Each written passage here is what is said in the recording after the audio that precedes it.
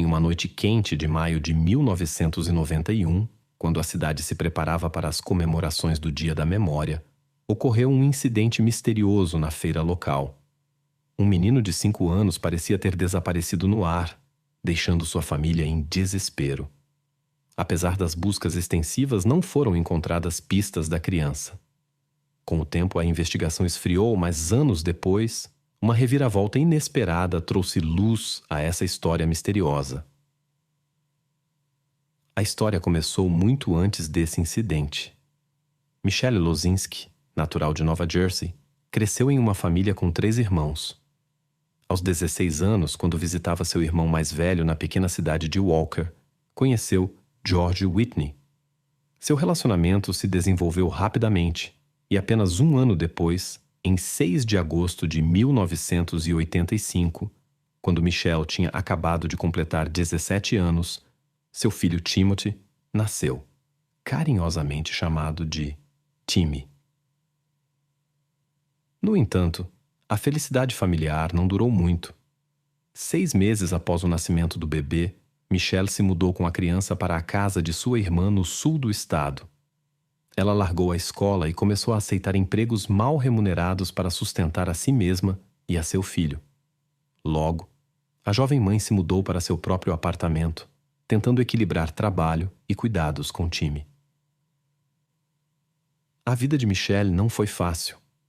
Ela enfrentava dificuldades em sua vida pessoal, já que muitos homens não estavam dispostos a assumir a responsabilidade por uma criança que não era deles.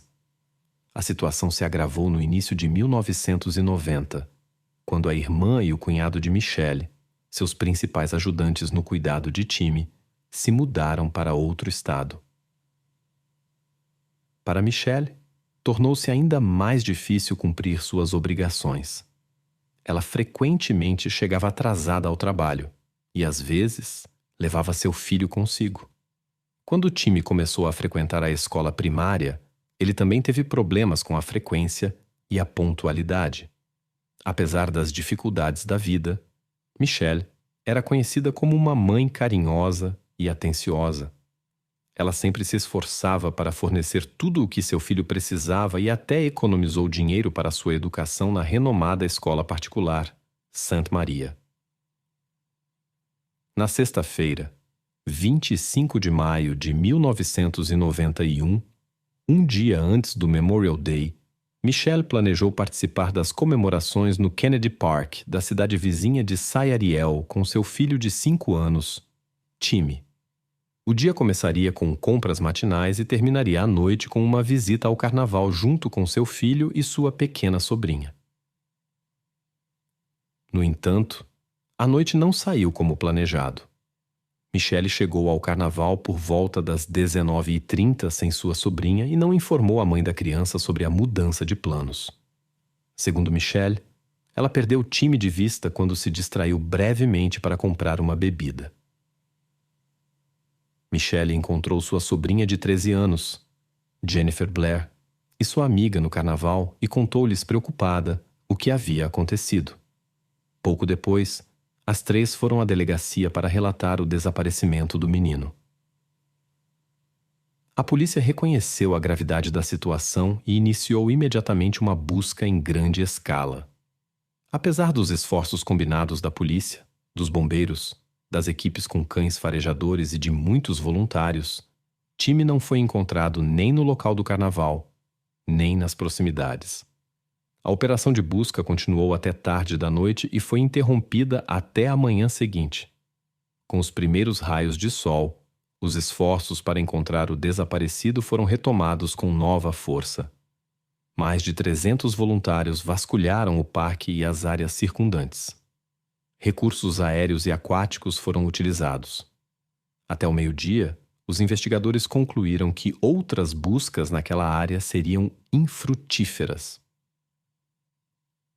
No dia do incidente, as autoridades vasculharam minuciosamente o carro e a casa de Michelle na esperança de encontrar alguma pista, mas sem sucesso. Paralelamente, os investigadores interrogaram o pai do jovem Timmy e antigos companheiros de Michelle. No entanto, Todos os três foram excluídos do círculo de suspeitos devido a confirmações inquestionáveis de seu paradeiro no momento do incidente. Os interrogatórios de funcionários e visitantes do evento festivo não revelaram resultados significativos. Um grupo de jovens afirmou ter visto alguém que correspondia à descrição do desaparecido até o momento de seu sumiço. Uma testemunha relatou que havia falado com Michelle pouco antes do incidente e que ela estava sozinha naquele momento. A foto do menino apareceu em caixas de leite, onde normalmente são exibidas informações sobre crianças desaparecidas. Os investigadores ficaram perplexos sobre como uma criança poderia desaparecer em uma multidão tão densa sem ser notada.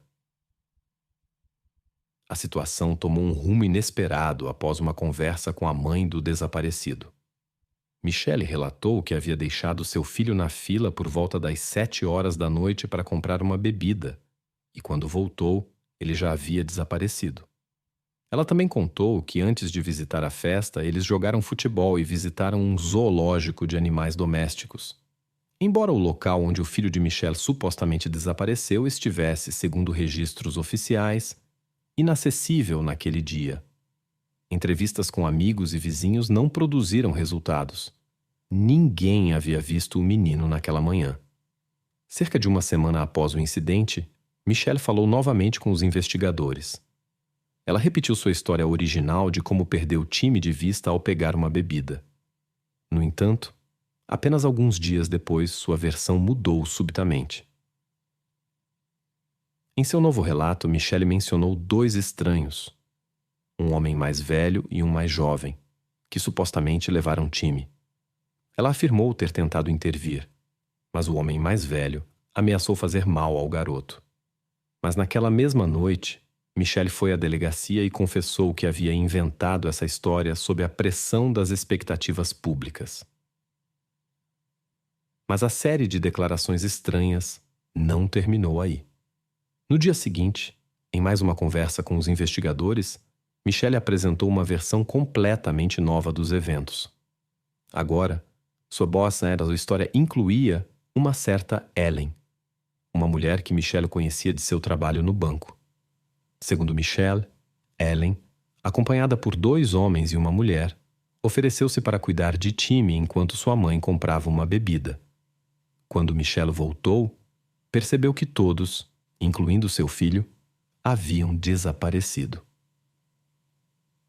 Como explicação para não ter contado isso antes, Michelle citou seu medo pela segurança de sua família. Essas constantes mudanças em suas declarações apenas dificultaram o caso e deixaram os investigadores sem saber o que realmente aconteceu com Timmy. Durante a investigação do desaparecimento misterioso do pequeno Timotheus, as autoridades decidiram recorrer a um método incomum. Eles pediram ao ex-parceiro de Michelle para gravar secretamente sua conversa com a mãe do menino. No entanto, essa tentativa não trouxe os resultados esperados. Michelle apenas repetiu a história já contada sobre uma certa Ellen. Uma semana depois, aconteceu outra conversa com Michelle. Desta vez, ela acrescentou novos detalhes à sua história, mencionando um incidente desagradável com um estranho. Os investigadores, que duvidavam da veracidade de suas palavras, decidiram usar um estratagema.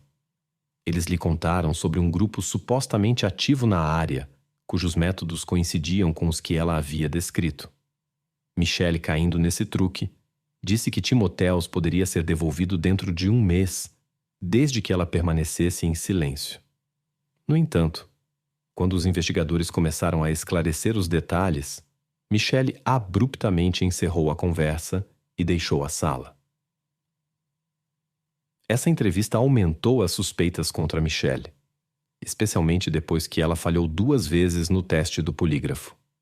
Após isso, ela se recusou a continuar cooperando com os investigadores. Apesar das declarações contraditórias, não havia provas concretas contra ela, e a investigação continuou em todas as direções possíveis. 5 meses após o desaparecimento de Timotheus, houve uma reviravolta inesperada. O professor local Dan O'Malley encontrou no Hunter Park sapatos infantis que se assemelhavam aos que o menino usava no dia de seu desaparecimento. Quando essa descoberta foi mostrada a Michelle, ela inicialmente negou a semelhança com os sapatos de seu filho. No entanto, após a informação vazar para ir à imprensa e chamar a atenção pública, Michelle subitamente mudou de opinião e admitiu que poderiam ser os sapatos de Timotheus. A polícia realizou uma investigação minuciosa do local onde o achado foi feito, mas não conseguiu encontrar mais pistas. Este evento trouxe novamente a atenção pública para o desaparecimento misterioso do pequeno Timotheus, mas infelizmente não levou a investigação mais perto de resolver o mistério.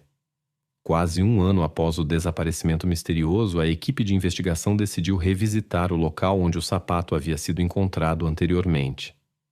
Para a surpresa de todos, eles descobriram quase imediatamente um segundo sapato nas proximidades do primeiro achado. Quando continuaram a busca, encontraram algo que fez seus corações pararem, restos mortais que se presumiam pertencer à pessoa procurada. Ao lado dessa descoberta triste havia uma pá, fronhas, um grande cobertor azul e outros itens. O estado dos restos mortais não permitiu determinar a causa exata dos acontecimentos, mas os especialistas confirmaram que pertenciam ao desaparecido. Quando os investigadores informaram Michelle sobre a descoberta, sua reação, ou melhor, a falta dela, os deixou confusos. Ao mesmo tempo, os familiares e a comunidade local ficaram profundamente abalados com essa notícia. Após essa descoberta, a investigação tomou um novo rumo. Os investigadores interrogaram novamente o pai de Timmy e 2 ex-parceiros de Michelle, mas nenhum deles despertou suspeitas. Uma mulher misteriosa chamada Ellen também não pôde ser encontrada. Como resultado, a atenção voltou-se novamente para a mãe do menino, Michelle. Seu comportamento levantou questões. Ela mudava constantemente sua versão dos eventos e falhou no teste do polígrafo 2 vezes. Muitos notaram que suas reações emocionais não condiziam com a situação. Ela podia rir de maneira inadequada durante uma entrevista. Em uma ocasião, jornalistas lhe perguntaram diretamente por que ela mostrava poucas emoções em relação ao desaparecimento de seu filho. Ela disse: "Não acho necessário mostrar meus sentimentos publicamente só porque alguém espera isso." Essa postura gerou diferentes reações nas pessoas. Após o desaparecimento de Timate, pessoas preocupadas fundaram o fundo Amigos para arrecadar dinheiro para sua busca. No início, Michelle apoiou essa iniciativa e até participou do conselho do fundo. A primeira arrecadação de fundos ocorreu na escola católica que Timate frequentava. Por sugestão de Michelle, dançarinos foram convidados para a noite, o que desagradou a muitos. As pessoas consideraram isso inapropriado para uma escola católica e para o propósito do evento. Apesar das críticas, Michelle insistiu nesse formato para a próxima arrecadação de fundos. Quando o conselho do fundo rejeitou essa ideia, ela deixou o conselho. Além disso, proibiu o fundo de usar qualquer imagem de Timate através de seu advogado, o que chocou todos os envolvidos na busca. É notável que o local onde os rastros de Timate foram encontrados ficava próximo ao parque de escritórios onde Michelle trabalhava anteriormente. Esse fato ela não mencionou em suas entrevistas. Também suas férias nas Bahamas, alguns meses após o desaparecimento de seu filho, onde foi reconhecida por policiais de férias, levantaram questões. No dia em que as evidências relacionadas a Timate foram encontradas, a polícia recebeu uma carta anônima. Nela, era mencionada uma pessoa que poderia estar envolvida no incidente devido a um rancor contra Michelle. Essa informação adicionou uma nova reviravolta à investigação e deixou muitas perguntas sem resposta. Os investigadores foram alertados por um detalhe incomum. O nome Michelle estava escrito incorretamente. Isso os levou a pensar em uma possível armação. Acreditava-se que Michelle poderia ter cometido esse erro de propósito para desviar as suspeitas de si mesma. Os especialistas examinaram cuidadosamente a mensagem em busca de vestígios biológicos, mas não encontraram nada que estivesse relacionado a Michelle ou a outras pessoas conhecidas. Apesar de uma série de circunstâncias suspeitas relacionadas a Michelle, as autoridades não tinham provas substanciais que a ligassem ao incidente. A investigação chegou a um impasse, e Michelle, durante esse tempo, se mudou para a cidade vizinha para morar com seu irmão, a fim de evitar a atenção da imprensa. 2 anos depois, em 1994, Michelle voltou a ser o centro das atenções, mas sob circunstâncias muito inesperadas. Ela relatou aos familiares que estava sendo perseguida. Um dia, seu irmão encontrou o carro de Michelle com a porta aberta, com seus óculos e bolsa dentro. Ao vasculharem o veículo, a polícia encontrou apenas uma coisa estranha: um cartão de visitas de um agente do FBI com a inscrição no verso: "Nos vemos em breve. Isso ainda não é o fim." Começaram amplas operações de busca, mas inesperadamente Michelle se apresentou à polícia. Ela afirmou que havia sido sequestrada e depois libertada em Detroit, a 1.000 quilômetros de sua casa. Segundo ela, 2 pessoas que se passaram por agentes do FBI a forçaram a entrar em um carro e a levaram para Detroit, onde ela foi libertada mais tarde. No entanto, o FBI viu essa história com muito ceticismo. O cartão de visitas encontrado no carro de Michelle foi comprovado como sendo uma falsificação. Mais tarde, as autoridades descobriram um detalhe interessante. A ligação de Michelle para a delegacia foi feita de um telefone público perto da estação rodoviária Gray Hope. Lá, ela também comprou uma passagem de ônibus de Nova York para Detroit. Esse fato confundiu os investigadores, mas confirmou suas suspeitas sobre a sinceridade de Michelle e sua disposição para enganar. As consequências não tardaram a chegar. Michelle se declarou culpada de fornecer informações falsas às autoridades federais e de usar indevidamente o selo oficial. Ela foi condenada a 6 meses de prisão domiciliar e 3 anos de liberdade condicional. Em busca de um novo começo, Michelle mudou-se para Minnesota para morar com seu irmão. Lá, ela constituiu uma família e teve 2 filhos. No entanto, em 1997, ela voltou a ser alvo da lei após roubar um computador de seu antigo empregador, pelo qual recebeu mais uma pena de liberdade condicional. 3 anos depois, seu casamento acabou e ela se mudou com seus filhos para a casa de sua irmã mais velha, na Flórida. Durante todos esses anos, Michelle guardou fotos de Timmy e contava aos outros filhos sobre seu irmão mais velho. O caso de Timothy permaneceu sem solução por muito tempo, apesar dos anúncios ocasionais da promotoria sobre a reabertura das investigações. A situação mudou no início de 2010, quando um novo investigador decidiu reexaminar o caso com uma nova perspectiva. Ele percebeu que algumas evidências encontradas na cena do crime nunca foram mostradas aos parentes de Michelle, especialmente cobertores e fronhas. Os investigadores se concentraram no cobertor suspeitando que ele pudesse ter vindo da casa de Michelle. Eles vasculharam fotos antigas do apartamento, mas não encontraram um cobertor semelhante. 20 anos depois, os investigadores começaram a interrogar todos que pudessem reconhecer o cobertor.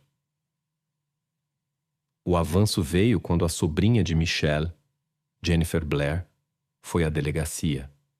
Sem saber por que havia sido chamada, ela reconheceu imediatamente o cobertor desgastado na mesa e afirmou que ele vinha da casa de Timmy. Em 6 de agosto de 2014, no dia em que Timmy teria completado 29 anos, Michelle foi presa. O julgamento começou em 16 de março de 2016, quase um quarto de século após o incidente. O cobertor tornou-se a prova crucial e Jennifer a principal testemunha. Posteriormente, mais 2 mulheres que conheciam a família confirmaram que o cobertor realmente vinha da casa de Timmy. Os investigadores suspeitaram que a jovem mãe estava em uma situação de vida difícil tentando equilibrar os cuidados com seu filho, sua vida pessoal e sua carreira. Ela trocava de emprego frequentemente e parecia não encontrar estabilidade em seus relacionamentos. Um dos momentos-chave do caso foi um cobertor encontrado na casa de Michelle. Esse item despertou particular interesse nos investigadores. Da mesma forma, chamou a atenção o fato de que Michelle havia trabalhado perto do local onde descobertas importantes para o caso foram feitas. Testemunhos adicionaram novos detalhes ao ocorrido. Uma mulher afirmou ter visto Michelle sem seu filho em um carnaval. O ex-parceiro de Michelle contou sobre um incidente desagradável com o cachorro de um vizinho, após o qual Timothy precisou de ajuda médica. Ele também expressou dúvidas sobre a prontidão de Michelle para a vida familiar, o que levou à sua separação. Os investigadores prestaram atenção às mudanças nas histórias de Michelle e ao seu comportamento incomum durante a busca por seu filho. No entanto, a defesa insistiu que Michelle amava muito Timothy e não era a pessoa que a acusação tentava retratar. Os advogados enfatizaram que todas as provas contra Michelle eram apenas indiretas. O caso de Michelle gerou muitas discussões nos círculos jurídicos. Seu advogado destacou a ausência de provas diretas. Não havia confissão, nem evidências científicas e nem objetos que a ligassem ao incidente. O cuidado de Michelle com seu filho e seu comportamento pouco antes de seu desaparecimento, segundo o advogado, não se encaixavam na imagem de uma pessoa capaz de tal ato. Testemunhas que reconheceram um detalhe importante, o cobertor, poderiam ter dado seus depoimentos por compaixão por Michelle ou devido a preconceitos gerados pela ampla cobertura midiática do caso.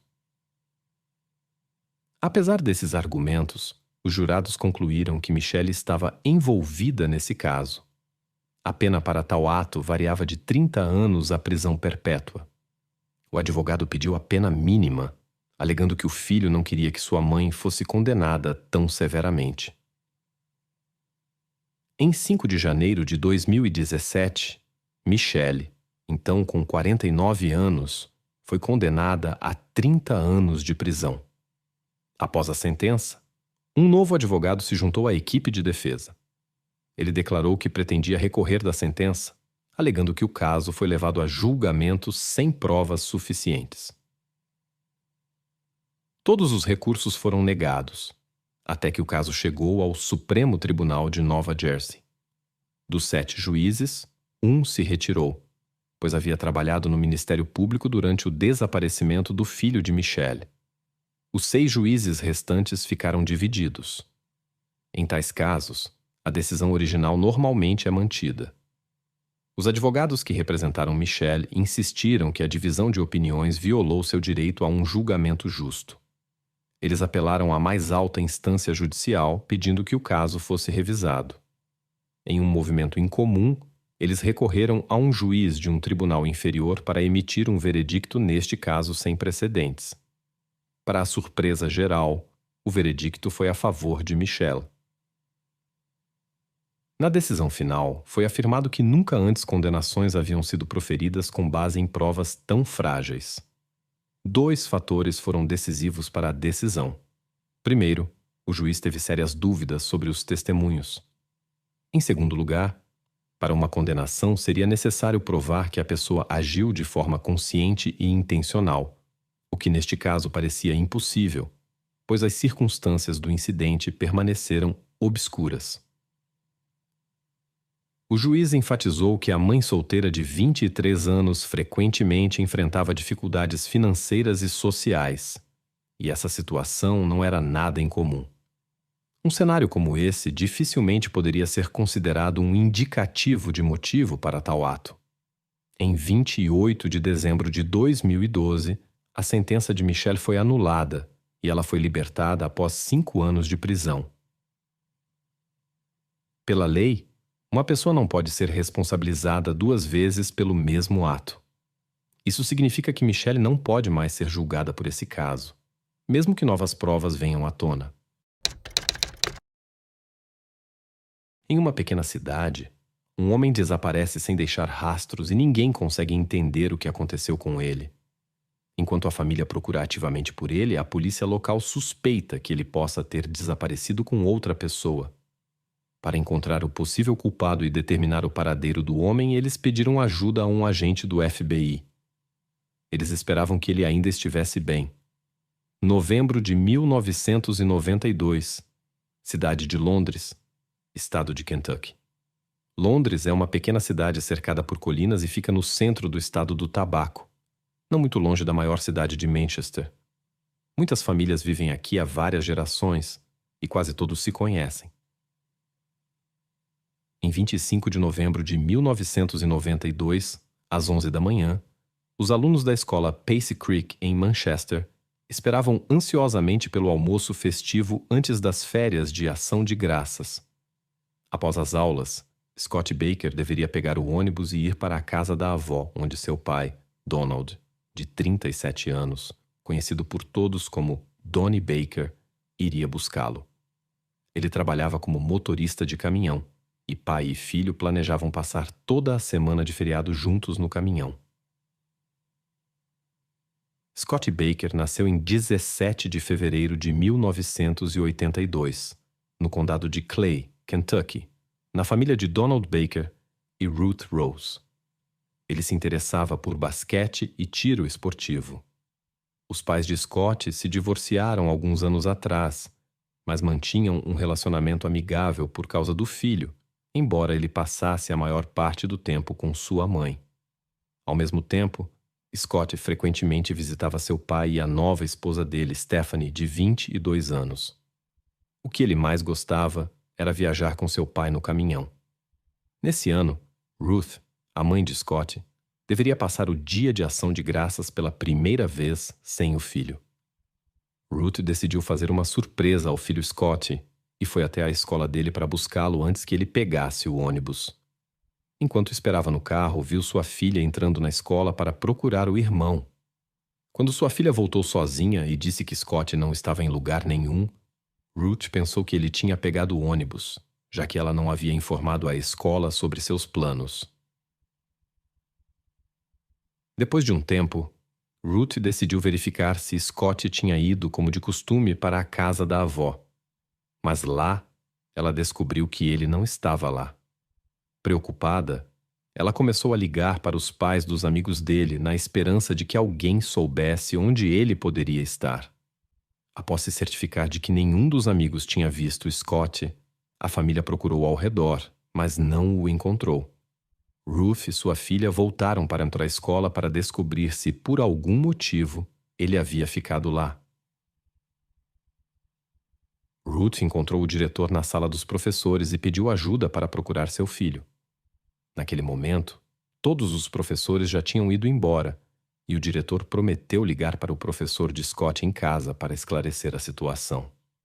Nesse momento, Ruth notou o livro de registros na mesa e viu uma anotação de que Scott tinha sido buscado às 11h30.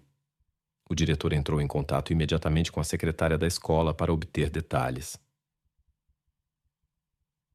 A secretária contou que naquela hora, uma mulher morena de óculos entrou no escritório e se apresentou como Patricia Smith. Ela disse que veio buscar Scott Baker para levá-lo ao pai. Naquele momento, Scott estava indo para o almoço festivo com seus colegas de classe. A secretária chamou Scott e disse a ele que tinha uma boa notícia. Ele iria para casa mais cedo. Embora a secretária conhecesse muitos pais e parentes dos alunos, ela nunca tinha visto Patricia Smith antes. Mesmo assim, Scott ficou feliz e saiu com a mulher, que assinou o livro, pegou sua mão e saíram juntos da escola. Ruth conhecia o nome Patrícia, pois ela era prima do pai de Scott. Ela ficou surpresa que Patrícia tivesse buscado o garoto sem avisar a família. Preocupada, Ruth percebeu que sabia muito pouco sobre a prima de seu ex-marido. Nem seu telefone, nem seu endereço. Ela se voltou para o diretor da escola e pediu que ele chamasse a polícia. A polícia de Kentucky enviou 2 oficiais para procurar Scott. O diretor deu a eles uma foto do menino e uma lista com os nomes e endereços dos colegas de classe dele. Ruth contou aos policiais tudo o que sabia. Os investigadores decidiram primeiro encontrar Patricia Smith, a prima do ex-marido de Ruth, pois ela tinha buscado Scott na escola. Descobriu-se que Patrícia morava perto da escola, e os policiais foram imediatamente até ela para interrogá-la. Durante a conversa, Patrícia explicou que não tinha buscado Scott na escola e que de forma alguma correspondia à descrição da secretária da escola. Logo, seu álibi foi confirmado. Até à noite, a polícia havia interrogado todas as mulheres chamadas Patricia Smith, que moravam num raio de 160 quilômetros da escola. Havia várias. Todas essas mulheres estavam em casa no dia de ação de graças, e nenhuma correspondia à descrição da secretária. Todas tinham um álibi confiável. Ficou claro que a mulher que buscou Scott usou um nome falso. Já haviam se passado quase 8 horas desde que a mulher desconhecida levou Scott da escola. Ruth tentou contatar seu ex-marido Donnie, o pai do menino, para descobrir se ele sabia de alguma coisa. O gerente da empresa de transporte disse a ela que Donnie estava a caminho para levar uma carga para Illinois. A mulher pediu que ele dissesse a Donnie para ligar de volta assim que possível. Os policiais do estado de Kentucky continuaram a busca pelo garoto e visitaram as famílias dos amigos dele que estavam com ele na escola naquele dia. Um dos amigos de Scott passou quase o dia todo com ele e se lembrava de como Scott saiu com uma mulher desconhecida. Ele viu que eles entraram em um carro de 4 portas, mas não conseguiu identificar o modelo exato. A única coisa que ele sabia com certeza era que Scott estava feliz em ir com essa mulher e não parecia preocupado. Até às 10 da noite, mais de 10 horas após o desaparecimento de Scott Baker, os investigadores ainda não tinham pistas sobre seu paradeiro. Como não haviam recebido nenhum pedido de resgate, os investigadores se concentraram na família e nos amigos de Scott. Em situações como essa, segundo sua experiência, frequentemente um dos pais está envolvido, especialmente em disputas pela guarda. Os pais de Scott Baker eram divorciados. Então os investigadores começaram a questionar Ruth sobre sua relação com o ex-marido. Ruth explicou que seu divórcio ocorreu há 5 anos. Desde então, ela e Donnie não tinham um relacionamento próximo, mas pelo bem do filho, mantinham um contato amigável. O divórcio foi difícil, principalmente por causa das questões de custódia de Scott, mas após algumas discussões chegaram a um acordo de custódia compartilhada. Ruth afirmou que Donnie sempre foi bom para seu filho quando este passava os fins de semana com ele. No entanto, ela suspeitava que Stephanie, a nova esposa de Donnie, poderia estar envolvida no desaparecimento de Scott. Donald Baker, de 37 anos, e Stephanie Spitzer, de 22, se conheceram em agosto de 1991 e se casaram no ano seguinte, no Dia dos Namorados. Segundo Ruth, Stephanie estava com ciúmes da proximidade de Scott com seu pai nos últimos 9 meses. Ruth acrescentou que essas informações vinham do próprio Scott, que se queixava de que não queria mais ir à casa do pai por causa de Stephanie. Assim, os investigadores identificaram vários suspeitos: Stephanie Baker, Donnie Baker e Ruth Rose. Até meia-noite de 26 de novembro, Scott Baker já estava desaparecido há 12 horas. Donnie Baker, que soube do desaparecimento de seu filho, deixou seu caminhão em Illinois e voltou para Londres, Kentucky, com um amigo. Stephanie e seu pai esperavam o retorno de Donnie, que esperava boas notícias, mas não havia nenhuma. Apesar de sua exaustão, Donnie insistiu em procurar seu filho. Juntos com Stephanie, eles foram para a floresta, onde frequentemente caçavam e praticavam tiro com Scott, mas não encontraram nenhuma pista. Na manhã do dia de ação de graças, Donnie e sua ex-esposa Ruth começaram a pendurar cartazes com fotos. Quase um dia havia se passado desde o desaparecimento de Scott, e a tensão entre eles crescia. Eles se acusaram mutuamente de esconder Scott, mas, apesar das suspeitas mútuas, continuaram a pendurar os cartazes. Nesse importante dia de família, não houve notícias sobre o desaparecido. Só restava a esperança pelo melhor. Na manhã seguinte, policiais chegaram à casa de Donnie Baker para falar com ele e sua nova esposa, Stephanie. Os investigadores suspeitavam que alguém da vizinhança estava escondendo algo. Um policial conduziu interrogatórios separados para excluir a influência de um sobre as respostas do outro. Donnie parecia preocupado, mas assegurou ao policial que estava disposto a ajudar na busca por seu filho. Ele confirmou que pretendia buscar Scott na manhã do dia de ação de graças após a entrega de uma carga em Illinois. Eles planejavam ir para o Tennessee e retornar. Donnie deixou claro que não pediu à sua prima, Patricia Smith, ou a qualquer outra pessoa para buscar Scott na escola.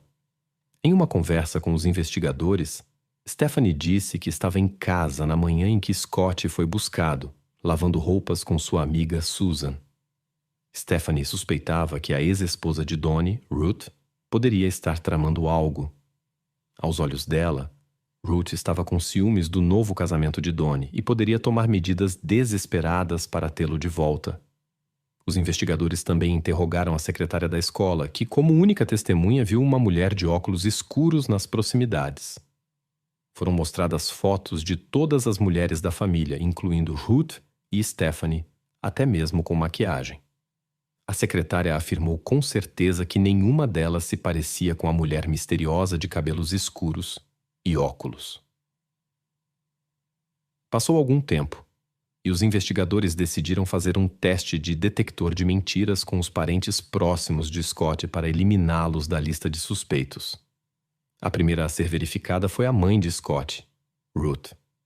Os resultados mostraram que ela estava dizendo a verdade, e ela foi retirada da lista de suspeitos. Em seguida, o ex-marido de Ruth, Donnie, foi convocado. Apesar das provas de que ele estava fora do estado no momento do desaparecimento de Scott, os investigadores não descartaram sua possível participação. No entanto, os resultados do teste de Donnie não foram conclusivos. Na esperança de ajuda da jovem esposa de Donnie, Stephanie, os investigadores encontraram um novo problema. Stephanie declarou que estava grávida e, portanto, não poderia ser testada no detector de mentiras. No hospital, sua gravidez foi confirmada. Stephanie forneceu uma amostra de sua caligrafia que, assim como a de Ruth, não correspondia à assinatura da mulher que buscou Scott na escola. Durante o interrogatório, Stephanie detalhou suas ações no dia anterior. De manhã, ela estava em casa, lavando roupas com sua amiga Susan. Depois, telefonaram para outra amiga. Ao meio-dia, depois de terminarem de lavar, decidiram visitar Susan em casa. Stephanie deu aos investigadores o endereço de Susan para que pudessem entrar em contato com ela. Na noite daquele mesmo dia, no dia de ação de graças, os investigadores encontraram Susan em casa, onde estava descansando com seu marido, um caminhoneiro. Os policiais perguntaram onde ela estava na manhã do dia e Susan confirmou que estava com Stephanie.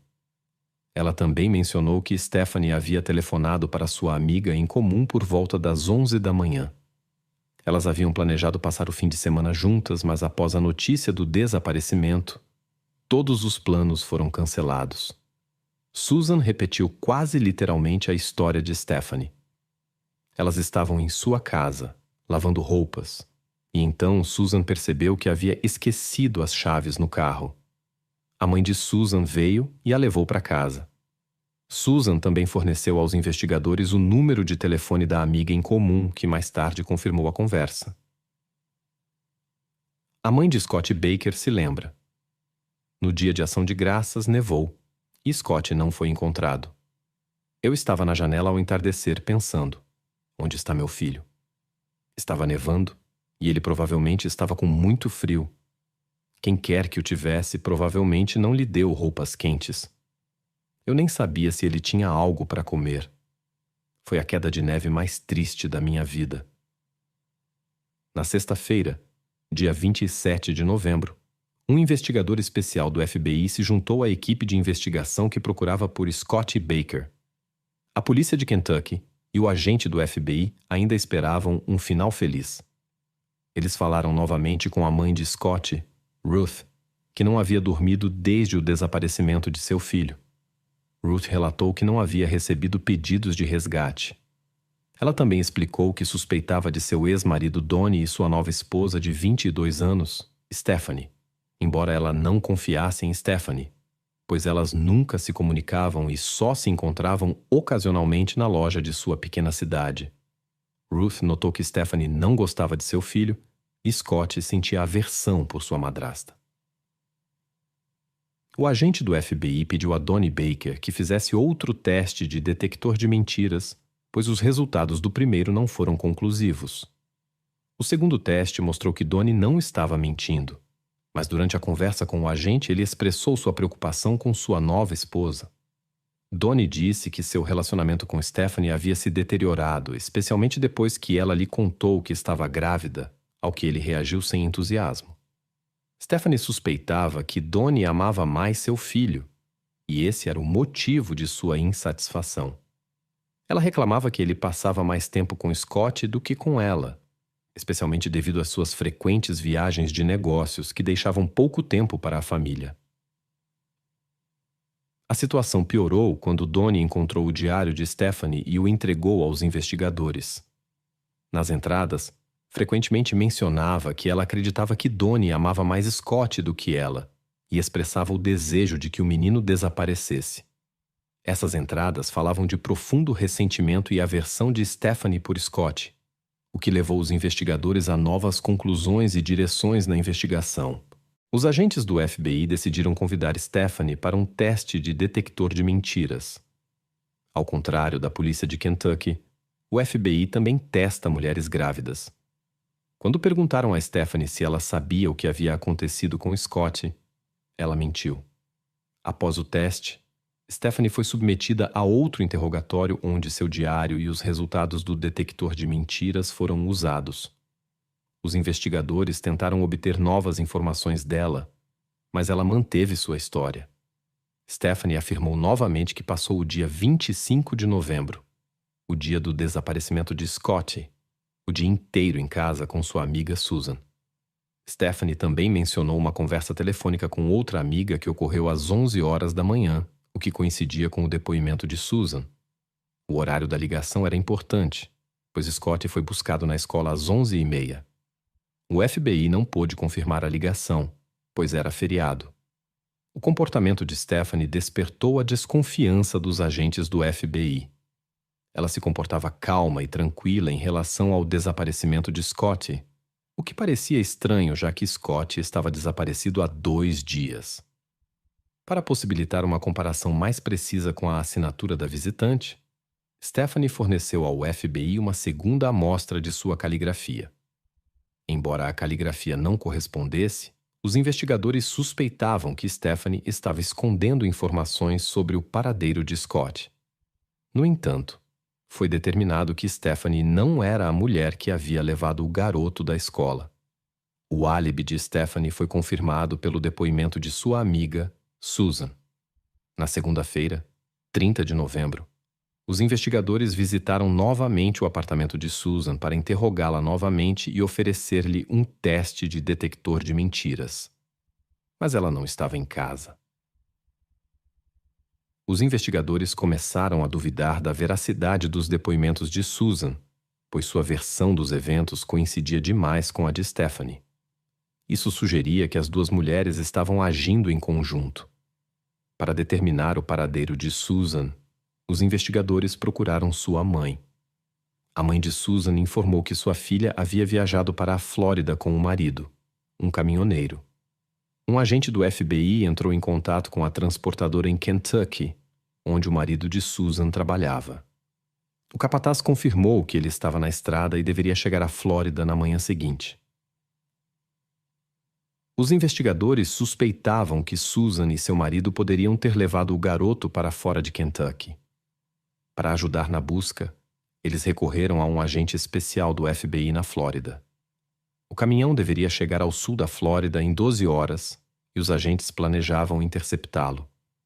Todos esperavam que o caminhão, onde Scott poderia estar, já estivesse a caminho da Flórida. Na madrugada de 1º de dezembro de 1992, agentes do FBI chegaram a um armazém conforme planejado. Mas o caminhão já estava lá. Sua porta estava aberta, mas nem o motorista nem sua esposa Susan estavam à vista. De repente, O marido de Susan apareceu e perguntou o que eles estavam procurando. Os investigadores disseram que queriam falar com sua esposa. Descobriu-se que Susan estava dormindo na cabine. Os agentes pediram permissão para revistar o caminhão e o marido de Susan concordou prontamente. Durante a busca, constatou-se que Scott não estava no caminhão, apenas Susan. Ela saiu da cabine, cansada e surpresa, e perguntou por que deveria ser interrogada novamente, já que havia sido interrogada em Kentucky. Apesar de sua surpresa, ela estava disposta a ajudar e responder a todas as perguntas. Os agentes pediram a Susan que contasse tudo o que sabia sobre o caso. Susan disse que seu conhecimento era limitado, pois nunca havia conhecido Scott. Ela concordou em ir à delegacia para ser fotografada e fornecer suas impressões digitais. O FBI também realizou um teste de detector de mentiras e coletou uma amostra de sua caligrafia. O teste mostrou que Susan havia feito declarações falsas. Sua amostra de caligrafia e os resultados do detector de mentiras indicavam um engano, mas a garota insistia que não sabia de nada. No entanto, investigadores experientes sentiam que algo estava errado e que ela estava escondendo a verdade. Após uma hora de interrogatório, Susan finalmente confessou. Susan contou que se fez passar por Patricia Smith e buscou Scott na escola em 25 de novembro. Ela fez isso a pedido de sua amiga grávida Stephanie. Stephanie queria assustar Scott para que ele parasse de se encontrar com seu pai. Stephanie estava com ciúmes desses encontros, pois estava grávida do pai de Scott, Donnie Baker. No dia antes do Dia de Ação de Graças, em 25 de novembro, por volta das 9h30 da manhã, Stephanie foi até Susan e implorou por ajuda. No início, Susan não queria se envolver, mas depois de muita insistência de Stephanie, ela concordou. A pedido de sua amiga, Susan mudou sua aparência para pegar o garoto da escola sem ser notada. Stephanie também lhe deu o nome de um parente distante para que ela pudesse se registrar. Scott nunca havia conhecido esse parente, mas Stephanie tinha certeza de que o garoto iria com a mulher se ela prometesse levá-lo ao pai. Enquanto Susan pegava o menino na escola, Stephanie se escondia no banco de trás do carro. O carro seguia para o norte de Kentucky e Scott, que estava no banco da frente, falava animadamente sobre como estava ansioso para se encontrar com seu pai. Quando o carro estava em uma estrada deserta, Stephanie tomou algumas ações que não podem ser mencionadas aqui. Susan continuou dirigindo o tempo todo. Após esses eventos, as mulheres foram para uma mina abandonada nas proximidades e esconderam as evidências longe da estrada. Quando os investigadores souberam desse local, obtiveram as coordenadas exatas de Susan. Em 1º de dezembro de 1992, 6 dias após o desaparecimento de Scott Baker, a polícia encontrou as evidências escondidas. Após muitas negações, a madrasta do garoto, Stephanie Baker, finalmente confessou e foi presa. Os moradores locais ficaram chocados ao saber o que a mulher grávida havia feito. A cúmplice e amiga de Stephanie, Susan, foi a primeira a ser julgada. Devido ao grande interesse público, o caso foi transferido para outro distrito. O promotor do 27º Tribunal Distrital de Kentucky conseguiu convencer o júri da culpa de Susan. Ela foi condenada a 25 anos de prisão. Em maio de 2008, ela foi libertada por bom comportamento após cumprir 15 dos 25 anos de pena. Após sua libertação, a mãe de Scott, Ruth, deu uma entrevista dizendo: "Eu quero que as pessoas nunca esqueçam o que ela fez. Quando ela andar pela rua, todos devem vê-la como culpada."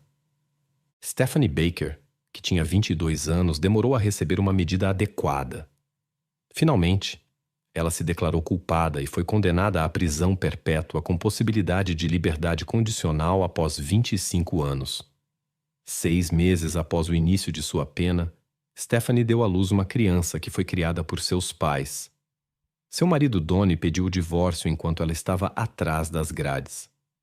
Na prisão, Stephanie obteve um diploma em teologia e um certificado em estudos bíblicos, além de se casar. Em 2017, Ela compareceu à comissão de liberdade condicional e contou sua versão dos acontecimentos daquele dia. Stephanie afirmou que seu objetivo era levar Scott ao pai. Assim que entraram no carro, Susan dirigiu. Quando ela tirou a peruca, assustou Scott tanto que ele tentou sair do carro. Stephanie agarrou-o pela camisa e houve um incidente. Ela confessou que foi um terrível erro de sua juventude. A mãe de Scott, Ruth, estava presente na audiência e exigiu que Stephanie cumprisse a pena de prisão perpétua integralmente. Finalmente, a sentença permaneceu inalterada e seu pedido de liberdade condicional foi negado. Donald Baker entrou com uma ação civil contra o Conselho de Educação do Condado de Clay e a secretária da escola, porque Scott foi liberado naquele dia sem a devida autorização. A acusação contra a secretária foi retirada devido ao seu direito à imunidade qualificada, e a ação foi finalmente rejeitada. Como resultado, uma lei foi aprovada em Kentucky exigindo a identificação por foto de qualquer pessoa que retire alunos da escola. Em um dos cantos tranquilos da cidade, onde a vida seguia seu curso normal, uma mulher grávida estava nas últimas semanas de gravidez no centro de um incidente noturno em sua casa.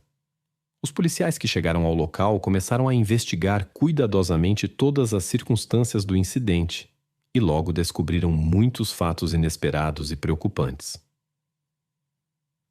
Apesar da complexidade da investigação, os investigadores conseguiram desvendar essa teia de segredos. No entanto, o que descobriram no final foi tão inesperado e chocante que até mesmo investigadores experientes ficaram profundamente abalados pela verdade descoberta. Em uma pequena cidade perto de Los Angeles, uma menina chamada Diana nasceu no final dos anos 50. Ela passou sua infância em uma família onde seu pai dedicou sua vida ao serviço militar, enquanto sua mãe administrava uma alfaiataria local. O encontro fatídico de Diana ocorreu quando ela tinha apenas 19 anos. Naquela noite, em um café local, um estranho chamado Kevin veio em ajuda de Diana e sua amiga quando um homem as incomodava. Esse incidente marcou o início de sua amizade, que logo se transformou em algo maior.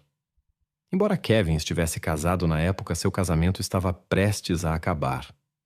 O relacionamento com Diana se desenvolveu rapidamente. Em breve, eles se mudaram para morar juntos e logo descobriram que estavam esperando um filho. Assim que o divórcio de Kevin foi finalizado, o casal se casou imediatamente. Os recém-casados se mudaram para um pequeno apartamento alugado. Kevin continuou seu serviço militar nas proximidades, o que lhe permitia voltar para casa todas as noites. Diana trabalhou por um tempo na alfaiataria de sua mãe, mas logo antes do nascimento do bebê, ficou em casa. No final de setembro de 1979, a gravidez de Diana se prolongou e todos aguardavam ansiosamente o nascimento do bebê. A noite de 30 de setembro começou para o casal com uma sessão de cinema juntos, mas terminou com uma briga. A tensão dos últimos meses, associada aí à expectativa do bebê, veio à tona. Para não agravar a situação, Kevin decidiu sair para dar uma caminhada e pegar algo para comer na lanchonete mais próxima. Cerca de 1 hora após sua partida, uma chamada de emergência foi feita para os serviços de resgate. Kevin, obviamente agitado, relatou um incidente grave com Diana e pediu ajuda imediata. Os policiais que estavam por perto foram os primeiros a chegar ao local. No quarto, encontraram Diana em estado crítico. Os paramédicos que chegaram logo depois e examinaram a ferida fizeram conclusões inesperadas sobre a natureza de seus ferimentos. Enquanto os médicos lutavam pela vida de Diana, os policiais, de acordo com o protocolo, prenderam Kevin para esclarecer as circunstâncias do incidente e verificaram todas as versões possíveis dos acontecimentos. Kevin estava profundamente abalado e mal conseguia entender o que estava acontecendo ao seu redor. Apesar dos avisos dos socorristas, ele tentou entrar na ambulância, mas foi impedido. Quando o veículo partiu, Kevin foi gradualmente recuperando a consciência e contou aos investigadores o que aconteceu naquela noite. Ele disse que, após uma briga com sua esposa, Decidiu sair para tomar ar fresco e pegar algo para comer em um restaurante de fast food. Quando saiu do apartamento, percebeu que tinha esquecido as chaves, mas decidiu não voltar, apenas fechando a porta. Perto de sua casa, viu uma van com a porta traseira aberta e um homem negro ao lado dela, o que lhe pareceu incomum naquela hora da noite, por volta das 2 da manhã. Quando chegou ao restaurante de fast food habitual, Kevin percebeu que havia uma longa fila e foi para outro restaurante da mesma rede nas proximidades. Lá, ele comprou alguns hambúrgueres e voltou. Toda a viagem durou cerca de 40 minutos. Quando chegou em casa, percebeu que a porta da frente estava aberta. Ao entrar, Kevin ouviu sons estranhos, que soavam como ronco. No quarto, viu Diana em estado preocupante e chamou imediatamente os serviços de emergência. Alguns detalhes de sua história despertaram o interesse dos investigadores. Primeiro, parecia incomum sair para comer no meio da noite. Em segundo lugar, a duração da viagem, cerca de 40 minutos, parecia exagerada, mesmo considerando a visita a 2 restaurantes próximos. No entanto, os policiais verificaram a sacola com comida que ainda estava quente, e o recibo mostrava o endereço do restaurante e a hora da compra, confirmando a declaração de Kevin. Finalmente, eles permitiram que ele fosse ao hospital, mas pediram-lhe antes para fornecer uma amostra de sangue para análise. Embora testes de DNA não fossem usados naquela época, especialistas poderiam comparar várias evidências na cena do crime. No hospital, os médicos determinaram que o ferimento de Diana não foi causado por uma arma de fogo. Provavelmente, foi usado um objeto pequeno, mas pesado. A mulher caiu inconsciente, e os médicos lutaram por várias horas pela vida dela e de seu bebê por nascer. Após estabilizar o estado de Diana, uma cirurgia foi preparada. Enquanto isso, os investigadores solicitaram uma investigação adicional. Além do procedimento padrão, a posição em que Diana foi encontrada levantou certas suspeitas entre os policiais. Logo, os peritos confirmaram a presença de vestígios biológicos. No entanto, havia algumas dificuldades. Primeiro, Kevin relatou que ele e Diana haviam tido momentos íntimos pouco antes da briga.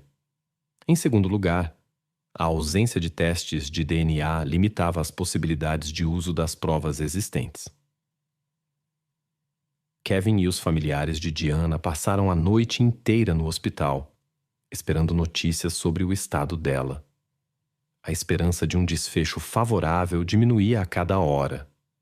No início da manhã, chegaram notícias preocupantes. O estado de Diana se deteriorou rapidamente e, apesar de todos os esforços dos médicos, ela não pôde ser salva. Diana foi submetida a uma cirurgia de emergência que estabilizou seu estado.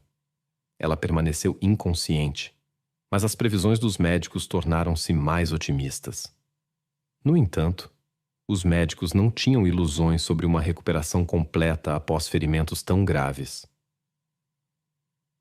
Enquanto os médicos lutavam pela vida de Diana, os investigadores tentavam desvendar o mistério do que aconteceu.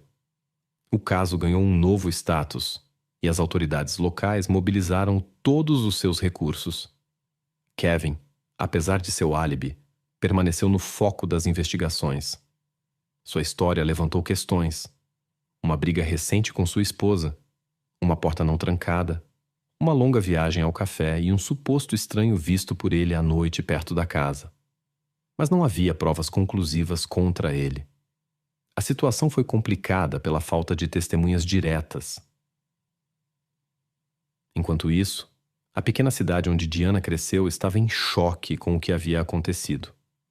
Kevin começou a falar sobre os últimos meses de vida de Diana. Ela parecia perturbada. Muitas vezes mencionava pessoas desconhecidas e tinha pesadelos. Em um ponto, ela até disse que alguém estava observando-a. No entanto, ela nunca deu detalhes, o que fez Kevin pensar que eram apenas os efeitos da gravidez e dos recentes eventos estressantes. Este caso não foi resolvido rapidamente. Os investigadores estudaram cuidadosamente todas as pistas, interrogaram Kevin várias vezes e revisitaram a cena do crime. A investigação se arrastou por semanas e os habitantes da cidade seguiram de perto o progresso do caso. Quando a polícia finalmente fez uma declaração, todos estavam aguardando uma solução para este mistério. A verdade, quando foi revelada, chocou a todos. O estranho que Kevin alegou ter visto realmente existia. Além disso, a presença dele na cidade não era por acaso. Através de um trabalho meticuloso e uma análise completa, a polícia conseguiu identificar um agressor com uma longa ficha criminal que estava envolvido em vários crimes violentos na região. Quando Kevin saiu de casa naquela noite, o homem invadiu o apartamento, atacando Diana. A duração da viagem de Kevin ao café foi crucial, permitindo ao criminoso agir com quase impunidade. No entanto, o retorno de Kevin e a ligação imediata para os serviços de emergência salvaram Diana, pelo menos temporariamente. Quando o caso foi resolvido, os detalhes foram revelados ao público. Isso trouxe algum alívio à pequena cidade, mas a tragédia da história de Diana deixou uma marca profunda na comunidade. 7 dias após o incidente com Diana, os médicos surpreenderam a família informando que ela havia recuperado a consciência. No entanto, seu estado era complicado. Diana não conseguia falar e sua consciência estava, segundo os médicos, no nível de uma criança. Ela ainda tinha um longo caminho de recuperação pela frente. Ao mesmo tempo, ocorreu um novo incidente preocupante em Austin.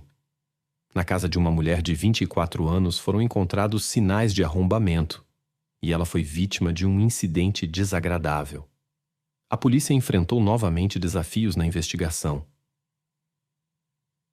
Diana permaneceu sob a supervisão dos médicos. Sua consciência foi se clareando gradualmente, mas a memória estava quase completamente ausente. Ela nem mesmo reconhecia seus parentes. Os médicos alertaram a família para não apressar as coisas e dar tempo para a memória se recuperar gradualmente.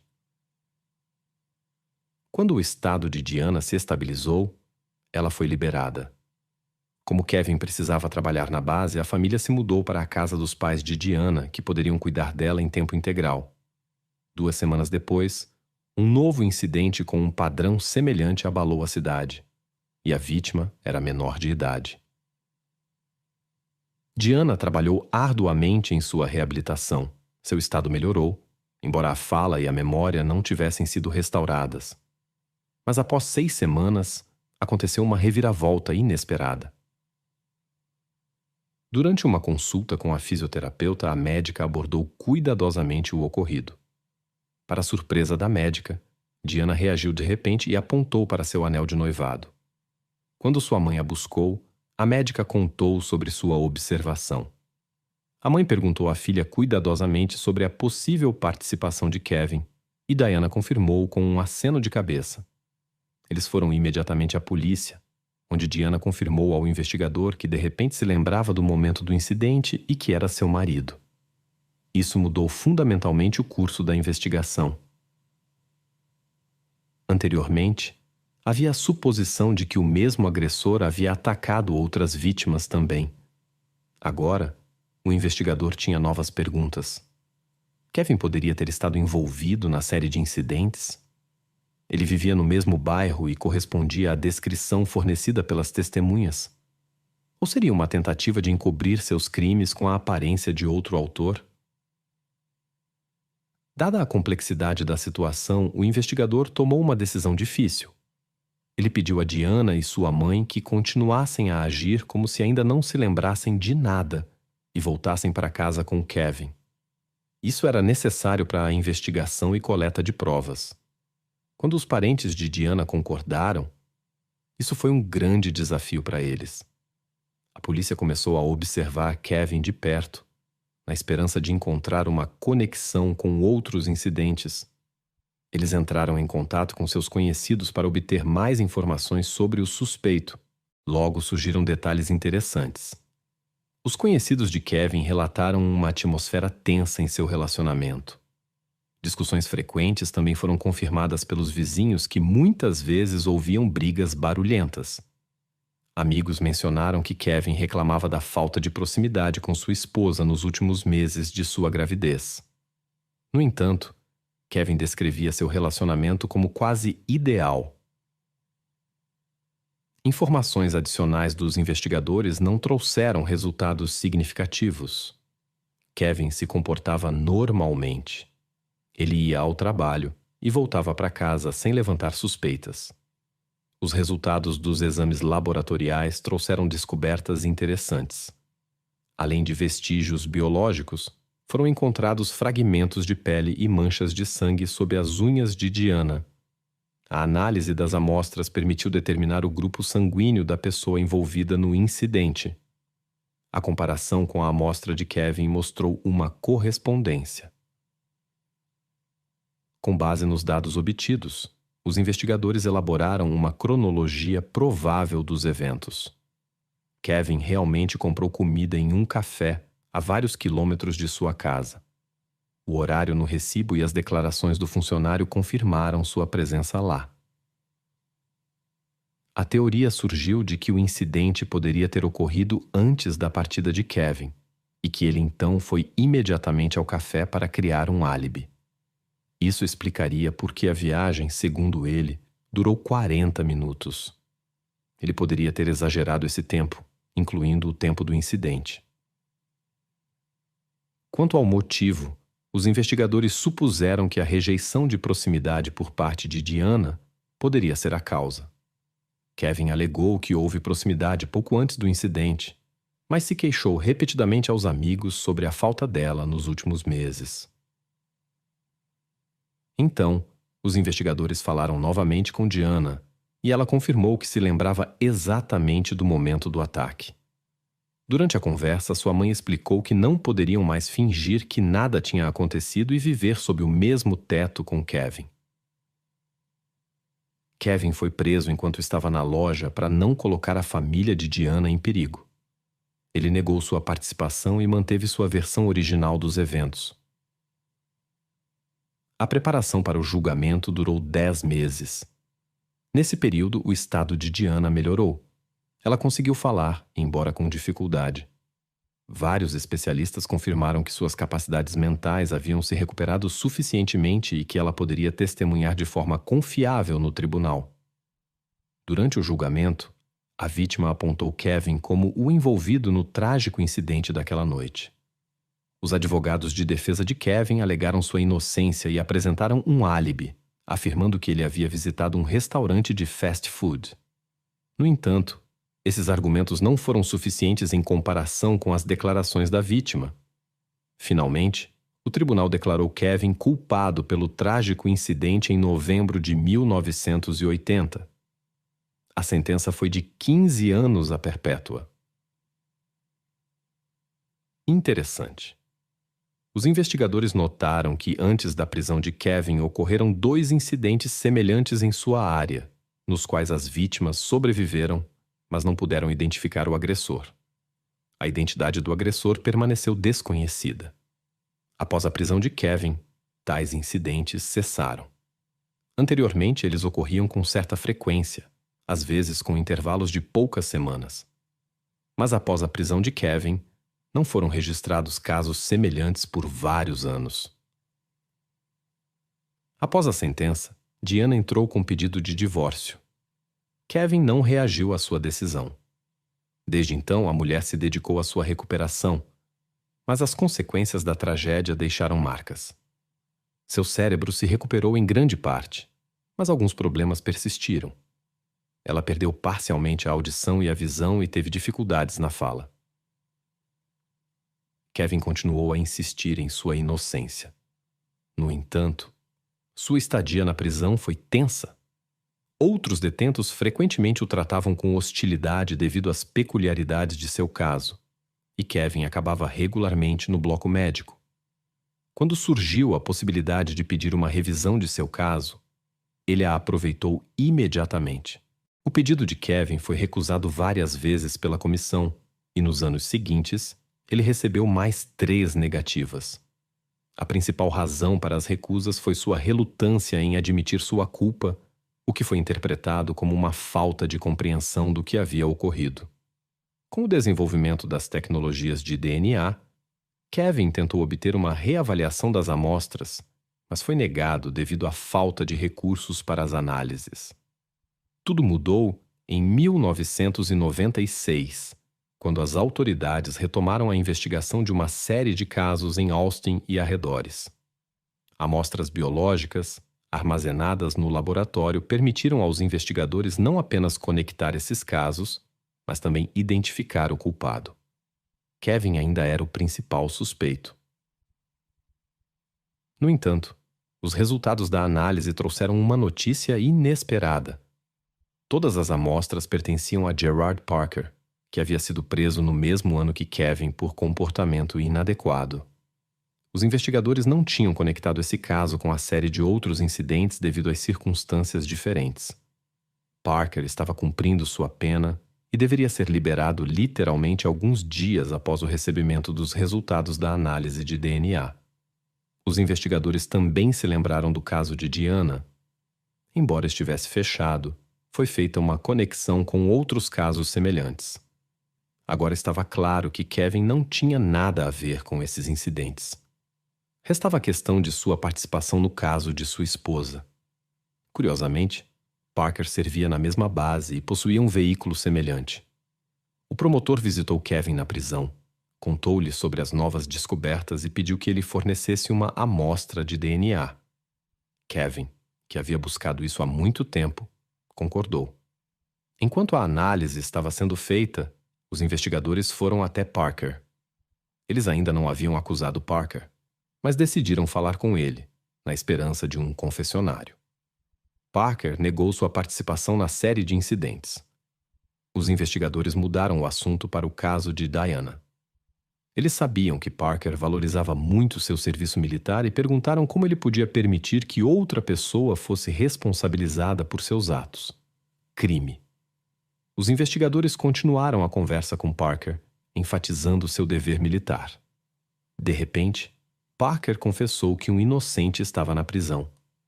Ele disse que naquela noite infeliz, ele tinha ido para a área com intenções malignas. Quando ouviu barulhos da casa de Kevin e Diana, esperou o momento em que Kevin saiu e deixou a porta desbloqueada, e então entrou. Parker destacou que ele não conhecia pessoalmente Kevin, pois eles tinham funções diferentes na base militar. Parker também confessou sua participação em outros incidentes. A polícia obteve sua confissão e os resultados dos testes de DNA, que confirmaram a culpa de Parker e a inocência de Kevin. O promotor prometeu cancelar rapidamente a sentença e poucos dias depois, Kevin foi liberado após 16 anos de prisão. O caso causou grande alvoroço não apenas devido ao longo encarceramento de um inocente, mas também devido à duração da busca pelo verdadeiro culpado. Mas a história não terminou aí. O estado da Califórnia concordou em pagar a Kevin uma compensação de $10.000, o que foi considerado inadequado. Mais tarde, ele recebeu um pagamento adicional de $100 por cada dia na prisão, totalizando finalmente $620.000. Apesar da absolvição de Kevin, Diana ainda duvidava de sua inocência. Ela apresentou uma nova versão, na qual Kevin a atacara primeiro e então Parker apareceu. No entanto, Parker insistiu que Diana já estava no chão sem ferimentos visíveis quando ele entrou. A família de Diana suspeitou que Kevin pudesse conhecer Parker e intencionalmente deixado a porta aberta. No entanto, Parker assegurou que não conhecia Kevin e apontou o grande número de soldados na base. Kevin negou qualquer conexão com Parker e explicou a porta desbloqueada, dizendo que após uma briga com sua esposa, ele não queria voltar para pegar as chaves e se arrependeu dessa decisão até hoje. Diana poderia ter lembranças diferentes dos eventos devido à lesão naquele dia. Os médicos alertaram sua família para não lembrá-la do ocorrido, pois seu cérebro poderia absorver qualquer informação como verdade. Mesmo 16 anos depois, Diana tinha dificuldades em compreender a linguagem rápida, indicando consequências irreversíveis da lesão. Parker foi condenado em 1999 à pena máxima, mas a sentença não foi executada. Com a introdução do moratório na Califórnia, ele continua cumprindo sua pena. Este evento com Lily Peters não deixou ninguém indiferente. Ela estava voltando para casa de parentes, mas não chegou ao seu destino, apesar de o caminho ser muito curto. A polícia começou imediatamente a busca, e as notícias sobre o seu desaparecimento se espalharam rapidamente, tornando-se um dos temas mais discutidos no país. Todos os eventos se desenrolaram com uma velocidade incrível, causando espanto e surpresa em todos que acompanhavam o caso. Cada nova descoberta adicionava mais mistério e preocupação ao caso, tornando-o cada vez mais complicado e confuso. Em uma das cidades tranquilas de Wisconsin, no dia 4 de novembro de 2011, nasceu Lily Peters. Seus pais se divorciaram quando ela ainda era um bebê, então ela ficou com o pai. No entanto, a mãe continuou a participar ativamente da vida de Lily e a via com frequência. Lily cresceu como uma menina alegre, adorava passar o tempo ao ar livre, brincar com os amigos e andar de bicicleta. A cidade era pequena e segura, então seu pai às vezes permitia que ela andasse nas ruas ao redor. Lily visitava frequentemente sua tia, que morava a apenas algumas centenas de metros de sua casa. No dia 24 de abril de 2022, quando Lily tinha 10 anos, ela decidiu ir de bicicleta até a casa da tia. Por volta das 3 da tarde, ela saiu de casa. Passaram-se várias horas, e Lily ainda não havia retornado, o que preocupou seu pai. Ele ligou para sua irmã, a tia de Lily, mas ela disse que Lily havia saído cerca de 1 hora antes. O homem entendeu que algo estava errado, pois a casa de sua irmã ficava a apenas alguns minutos, e ele havia pedido a Lily para voltar imediatamente para casa. Quando a filha não voltou para casa, o pai começou a ligar para os pais dos amigos dela, na esperança de que ela pudesse estar com algum deles. Mas ninguém sabia onde ela estava. Então ele entrou em contato com parentes e conhecidos, e todos se juntaram imediatamente à busca. Eles começaram a procurar o trajeto desde a casa da tia da menina, expandindo gradualmente a área de busca. À noite, sem resultados, o pai decidiu chamar a polícia por volta das 9 horas da noite. Os investigadores se juntaram imediatamente à busca e trouxeram mais voluntários da comunidade local.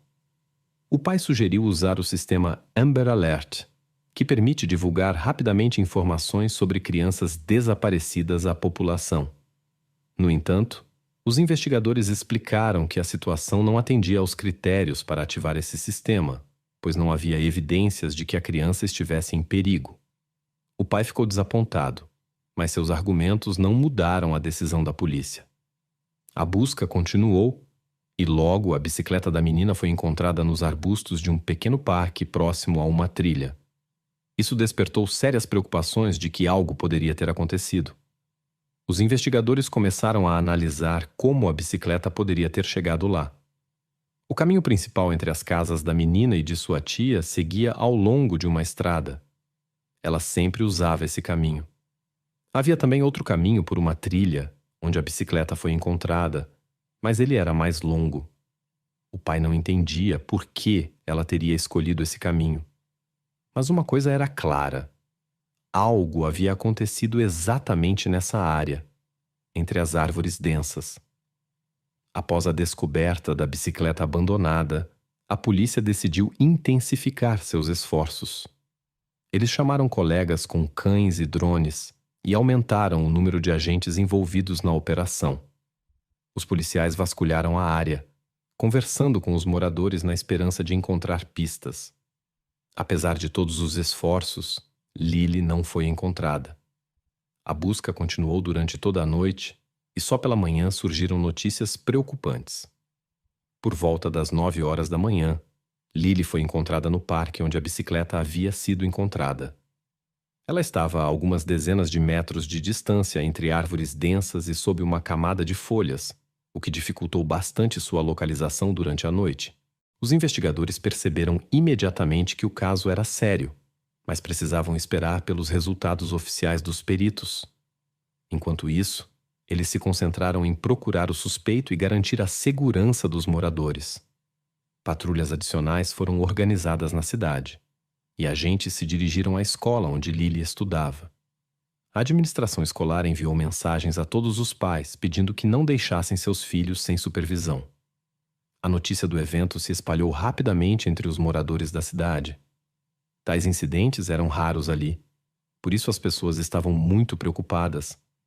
Eles entendiam que o suspeito poderia estar entre eles e que a polícia ainda não tinha pistas sérias. Ao longo do dia, a polícia recebeu inúmeras informações de moradores que compartilharam suas observações e relataram eventos suspeitos. Os investigadores começaram a verificar todos os habitantes do distrito com antecedentes criminais. Isso gerou tensões entre os cidadãos que se preocupavam com a segurança de seus filhos. A incerteza da situação apenas aumentou o medo, e a polícia continuava a manter silêncio sobre o andamento das investigações. Na cidade começaram a circular rumores. Alguns diziam que a menina poderia ter se afogado em um rio, outros afirmavam que sabiam quem era o responsável. Todas essas especulações só aumentaram a preocupação, e os moradores exigiam uma rápida solução do caso. No dia seguinte, 26 de abril, a polícia obteve um mandado de busca para a casa da tia de Lily e isolou o prédio. Esta ação surpreendeu os moradores, mas as autoridades continuaram em silêncio.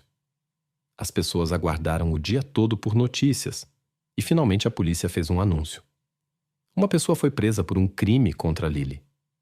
Mas então veio uma notícia inesperada. O nome do suspeito não foi divulgado, pois ele é menor de idade e a lei de confidencialidade proíbe sua identificação. Mesmo assim, a informação se espalhou rapidamente em uma pequena cidade. Logo, todos souberam da notícia chocante. O suspeito era Carson Peter Berger, primo de Lily, de 14 anos. Esta notícia abalou todos que acompanhavam a investigação. Mas as surpresas não pararam por aí. Mais tarde, a polícia revelou que havia encontrado Carson por meio de informações de um fórum no Reddit. Usuários discutiam o caso e compartilhavam suas suposições. Em algum momento, uma mensagem apareceu de alguém que havia visto uma garota de bicicleta acompanhada de um garoto mais velho ao passar pelo parque. Quando as notícias do incidente se espalharam, um dos usuários suspeitou imediatamente que o jovem poderia estar envolvido. Outro usuário, ao ler isso, decidiu compartilhar suas suspeitas com a polícia.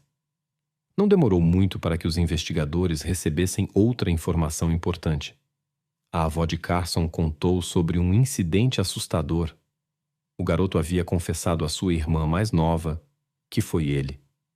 Os investigadores decidiram interrogar Carson, e durante a conversa ele confessou tudo de repente. Ele contou que naquela noite foi com Lily e sugeriu que fizessem um passeio pelo parque para explorar a natureza.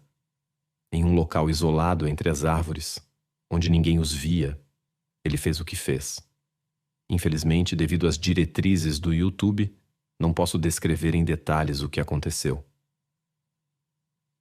Após o incidente, o garoto voltou para casa e tomou banho. Algumas horas depois, quando os adultos começaram a procurar por Lily, ele voltou ao local e a cobriu com folhas. A confissão de Carson não deixou dúvidas nos investigadores, pois ele sabia de detalhes que nem mesmo o pai da menina conhecia. Logo após o incidente, foi apresentado um relatório médico que confirmou as declarações de Carson. No local do crime, foram encontradas evidências biológicas que apontavam novamente para a sua participação. Finalmente, ele foi acusado. Apesar de ter apenas 14 anos, foi decidido que Carson seria julgado como adulto. Após sua prisão, Carson foi levado ao juiz, que estabeleceu uma fiança no valor de $1 milhão. Como sua família não tinha esses recursos, Carson permaneceu preso. A avó de Carson tentou transferir o caso para um tribunal juvenil. Ela escreveu uma carta ao juiz, alegando que seu neto era um bom garoto que cometeu um erro. Mas seus esforços foram em vão. Para a família de Lily, isso foi uma grande tragédia. Eles perderam sua filha, e a acusação foi feita contra seu parente. Carson contou à sua irmã mais nova sobre o incidente e compartilhou os detalhes com os investigadores, sem mostrar arrependimento. No dia em que Lily foi encontrada, sua família organizou uma cerimônia de homenagem na qual Carson também participou. Ele abraçou os parentes em luto e tentou consolá-los. Quanto à família de Carson, ele vivia com sua mãe e o parceiro dela, enquanto seu pai biológico, Adam Berger, morava em outra cidade. Carson era muito próximo de seu pai, mas em 2016 o homem foi preso. A história de Carson e sua família está repleta de complexidade e momentos contraditórios.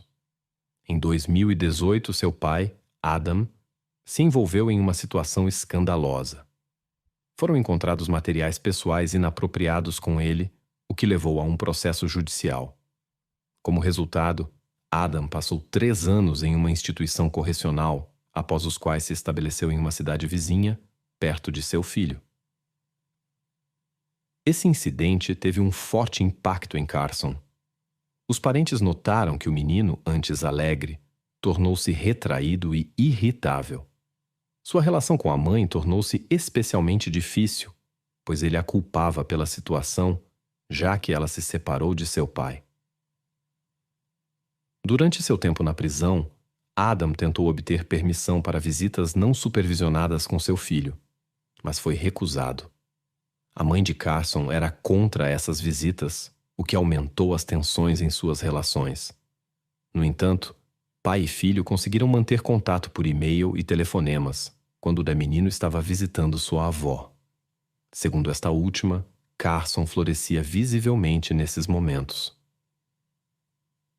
Vale mencionar que a mãe de Carson também teve seus próprios problemas com a lei. Ela foi responsabilizada pela posse de substâncias proibidas e por um conflito com seu ex-marido. Após a separação do pai de Carson, a mulher iniciou um relacionamento com um homem que tinha antecedentes criminais por fraude financeira. John, o novo parceiro da mãe, viveu por muito tempo em sua casa e assumiu o papel de padrasto de Carson. Quando essa história se tornou pública, as pessoas voltaram sua atenção para as redes sociais de John. Suas publicações levantaram muitas perguntas. Havia imagens relacionadas a casos criminais famosos, bem como piadas ambíguas sobre seus colegas. A história de Carson atraiu atenção não apenas pelo incidente em si, mas também pelo seu ambiente difícil. Seu tutor era John, um homem com um passado pesado, que uma vez deixou uma mensagem perturbadora nas redes sociais sobre seus desejos estranhos. A mãe de Carson, que também estava envolvida na sua educação, tinha seus próprios problemas com a lei. Alguns meses após a prisão de Carson, ocorreu um incidente que gerou grande repercussão pública e colocou em risco o processo investigativo. Durante a preparação para o julgamento, o advogado do menino relatou um vídeo no YouTube que supostamente continha informações confidenciais sobre o caso. Tratava-se de gravações de conversas policiais, chamadas de emergência, vários documentos e material em vídeo das autoridades. O advogado afirmou que a divulgação desses materiais violava a lei e poderia prejudicar o processo judicial. A situação foi agravada pelo fato de que o vídeo atingiu quase 1 milhão de visualizações. Curiosamente, o próprio advogado declarou que não tinha acesso a alguns desses dados e não podia explicar seu surgimento na rede. Do ponto de vista jurídico, tal vazamento de informações poderia influenciar seriamente o andamento do processo, até mesmo levando à revisão de algumas acusações. O juiz mostrou interesse nesse vídeo. No entanto, uma revisão revelou que o advogado estava se referindo a um vídeo comum no gênero True Crime, que continha exclusivamente informações de fontes públicas. Após a revisão do conteúdo, as alegações do advogado foram consideradas infundadas. Apesar disso, Esse incidente chamou a atenção para o próprio advogado. Surgiram perguntas sobre como a família de Carson conseguiu contratar um advogado tão caro, uma vez que suas rendas oficiais aparentemente não correspondiam a tais despesas. No verão de 2023, ocorreram audiências importantes que duraram 3 dias. Durante elas, foi discutida a questão central: como o caso de Carson deve ser tratado, de acordo com os padrões para menores ou adultos. O juiz deve tomar essa decisão dentro de alguns meses, mas até agora, nenhum veredito foi emitido. Carson participou das sessões por videoconferência a partir do Centro de Detenção Temporária. Aos jornalistas foi proibido mostrar sua imagem na tela, devido à sua idade. Curiosamente, a origem do pagamento pelos serviços do advogado de Carson continua desconhecida, o que levanta mais perguntas. O resultado dessa decisão pode influenciar fortemente o futuro de Carson. Se o seu caso for transferido para um tribunal especial de menores, a pena pode ser bastante leve. Esses tribunais raramente impõem penas de prisão e optam mais frequentemente por tratamento ou reabilitação. Esse processo normalmente dura vários anos, após os quais os jovens retornam à sociedade. No entanto, se Carson for condenado como adulto, ele enfrentará uma pena muito mais severa, incluindo prisão perpétua. É exatamente isso que os pais de Lily estão exigindo. Diante de todas as circunstâncias conhecidas do caso, muitos acreditam que a transferência para um tribunal de menores seria a decisão errada. Segundo os investigadores, as ações de Carson foram cuidadosamente planejadas com antecedência. Afirma-se que ele não apenas executou seus planos, mas também se gabou disso depois. As provas disponíveis indicam claramente sua participação no incidente. Assim, permanece a questão de como a sociedade deve reagir a tais casos e quais medidas devem ser tomadas para proteger seus cidadãos, o que leva a discussões acaloradas. Este caso é extremamente dramático. Mentiras não apenas destruíram um casamento feliz, mas também a vida de uma mulher que acreditava na sinceridade de seu marido e sonhava com sua própria família. Logo ficou claro, no entanto, que ele era um mestre do engano. E, para esconder seus segredos, cometeu atos terríveis. Lori Kay Soares nasceu em 31 de dezembro de 1976 na Califórnia, EUA. Nada se sabe sobre seus pais biológicos, exceto que ela foi adotada por um casal de Fullerton, Thelma e Gerald Soares. Gerald, originário do Brasil, conheceu sua esposa durante um trabalho missionário no Rio de Janeiro. Depois eles emigraram para a Califórnia e acolheram Lori em sua família. Lori passou seus primeiros anos de vida com seus pais adotivos, mas aos 11 anos, após o divórcio deles, mudou-se com sua mãe para Orem, no estado de Utah. Em 1994, Lori, aos 18 anos, conheceu Mark Hawking, de 19 anos, durante uma viagem com amigos. Seu encontro foi fatídico. Eles se tornaram inseparáveis. 5 anos depois, eles se casaram, impressionando amigos e familiares com seu vínculo forte e próximo. Mark parecia ser o marido perfeito, amoroso, atencioso e trabalhador. Mas por trás dessa fachada se escondia uma teia de mentiras. Em 2004, quando os eventos trágicos ocorreram, Lori era uma mulher ambiciosa e trabalhadora de 27 anos, que trabalhava como assistente do gerente. Colegas a descreviam como uma pessoa determinada, inteligente e decidida. Mark, por outro lado, afirmava ter se formado na Universidade de Utah e estar se preparando para a faculdade de medicina, o que estava longe da verdade. Mas naquele momento ele havia convencido sua esposa e parentes disso. Para que Mark pudesse continuar seus estudos, a família planejava se mudar para a Carolina do Norte. Além disso, o casal descobriu que Lori estava na 5ª semana de gravidez. Tudo parecia perfeito. A mulher já havia pedido demissão do trabalho E faltavam apenas algumas semanas para seu último dia de trabalho e a mudança. Mas todos os planos foram por água abaixo em 19 de julho de 2004, quando Lori supostamente saiu de casa e não retornou. Naquela manhã, por volta das 10 horas, Mark ligou para o escritório de sua esposa para perguntar sobre seu paradeiro, mas um funcionário disse que ela ainda não havia chegado. Isso era estranho, já que Lori sempre era muito pontual. Mark contou ao chefe de Lori que sua esposa havia saído por volta das 5:30 da manhã para sua corrida habitual no parque próximo, mas não voltou para casa. Ele suspeitava que Lori poderia ter ido direto para o trabalho e levado o carro. O chefe achou isso estranho e aconselhou Mark a chamar a polícia.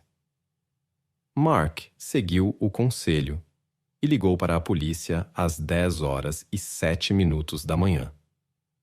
Ele também ligou para os amigos de Lori para saber se alguém sabia onde ela poderia estar. Naquele dia, no entanto, ninguém tinha tido contato com ela. Mark ligou novamente para a polícia às 10h49 e relatou que estava procurando por sua esposa na rua que levava ao parque e encontrou o carro dela na entrada, mas nenhum sinal de Lori dentro dele. Ele pediu ajuda na busca, mas a polícia respondeu que era necessário esperar pelo menos 24 horas para registrar um boletim de pessoa desaparecida.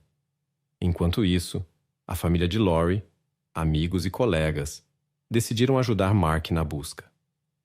Alguns parentes até viajaram de outras partes do país, mas infelizmente não houve progresso na busca. Em 20 de julho, a polícia se juntou às buscas iniciadas pela família de Lori. Eles realizaram uma coletiva de imprensa e pediram ao público que ajudasse na busca pela mulher grávida. Centenas de cartazes com sua foto e números de contato foram espalhados pela cidade, e a mídia cobriu extensivamente o caso, atraindo mais de 1.000 voluntários. Apesar de todos os esforços, nenhum vestígio de Lori pôde ser encontrado. Mark, seu marido, parecia extremamente preocupado durante suas aparições diante das câmeras. No início da manhã do mesmo dia, a polícia recebeu um relatório sobre seu comportamento estranho perto de um hotel. Mark estava vestido apenas com sandálias e tão agitado que teve que ser internado no departamento psiquiátrico da Universidade de Utah.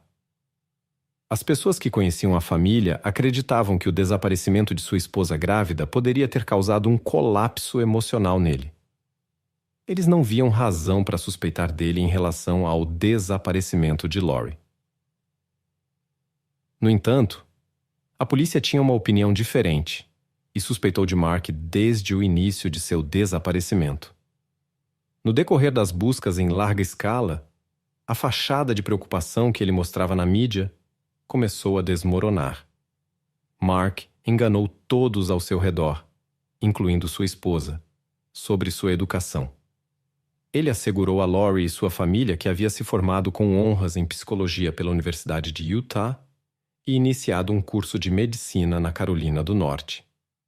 Por isso, eles planejavam a mudança. Mas o pai de Mark, Douglas Hacking, conhecia a verdade que os outros não sabiam. Em 22 de julho, ele compartilhou essa informação com a mídia. Descobriu-se que seu filho nunca havia obtido um diploma de bacharel e abandonou os estudos em 2002, embora fingisse assistir aulas, estudar e escrever trabalhos. Mark até viajou pelo país, fingindo participar de entrevistas em várias faculdades de medicina. Douglas afirmou que nenhuma faculdade de medicina havia aceitado seu filho e que tudo isso era um engano cuidadosamente planejado. Mark mentiu devido à pressão associada às expectativas de sucesso acadêmico, já que toda a sua família trabalhava na área médica. O pai era pediatra, a mãe enfermeira, e seus irmãos haviam alcançado sucesso científico. A família de Lori ficou chocada com o engano de Mark, mas não deixaram que isso os impedisse de procurar por Lori. Muitos daqueles envolvidos na busca pensaram que se ele podia mentir sobre sua educação, também poderia estar mentindo sobre o destino de Lori. Outros, no entanto, acreditavam que mentir sobre a educação não o tornava necessariamente culpado pelo desaparecimento. Quando questionado sobre isso, Mark negou qualquer envolvimento. No entanto, a polícia tinha uma opinião diferente. Desde o início, Mark foi considerado suspeito, à medida que as evidências contra ele se acumulavam.